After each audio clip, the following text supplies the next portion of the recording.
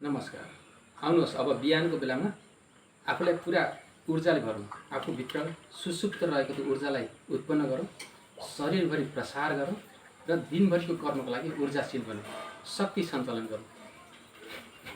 श्वास छोड्दै छोड्दै मुख बन्द।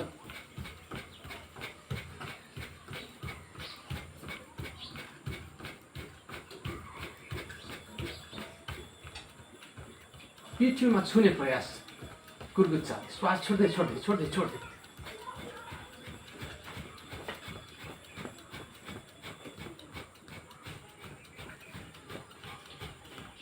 दुवै हात खुट्टालाई अगाडि। श्वास छोड्दै छोड्दै छोड्दै छोड्दै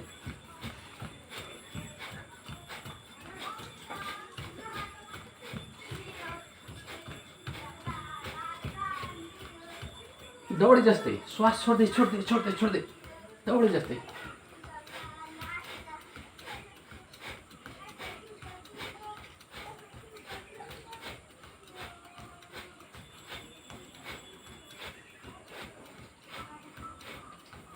अब क्रस गरौँ, दुवै हात खुट्टालाई क्रस गरौँ एकदम फुर्तीका साथ।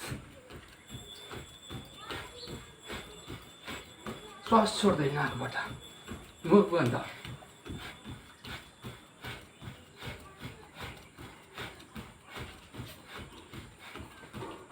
कम्मरमा हात, दुवै हात खुट्टालाई दायाँ बायाँ। श्वास छोड्दै छोड्दै छोड्दै छोड्दै आँखालाई बन्द गर्न सक्छ र बन्द आँखाले गरिरहेको क्रियामा ध्यान।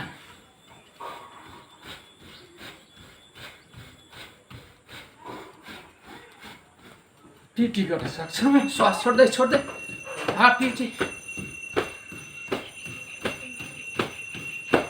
फुल पिटी।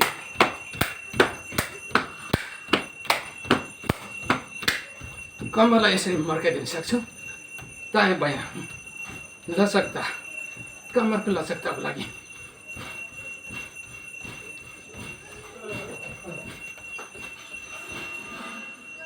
स्थिर, आँखा बन्द, स्थिर। अब हेरौँ आफ्नो शरीरलाई,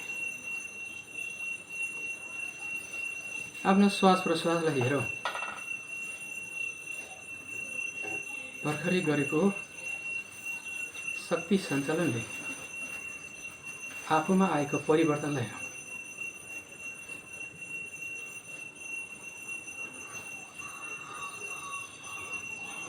श्वास प्रश्वास तीव्र बनेको छ, मुटुको धड्कन पनि चलिरहेको थाहा पाइरहेको छ। यति बेला तीव्र बनिरहेको छ, शरीरमा ऊर्जाको प्रसार भइरहेको छ, शरीरभरि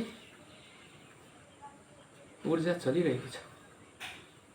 जहाँ जहाँ ऊर्जा पुग्छ अब त्यहाँ रोग रहँदैन, किन ऊर्जाले ती सबै समस्याहरूलाई समाप्त गर्छ। त्यो भाइब्रेसनको याद गर, शरीरभरि तरङ्गको रूपमा ऊर्जा प्रसार भइरहेको छ। सबै कुरा थाहा भयो। बन्द आँखाले सबै थाहा पाऊ। अब म जे पनि गर्न सक्ने भएको छु। मेरो शारीरिक सक्रियता बढेको छ, ऊर्जा बढेको छ।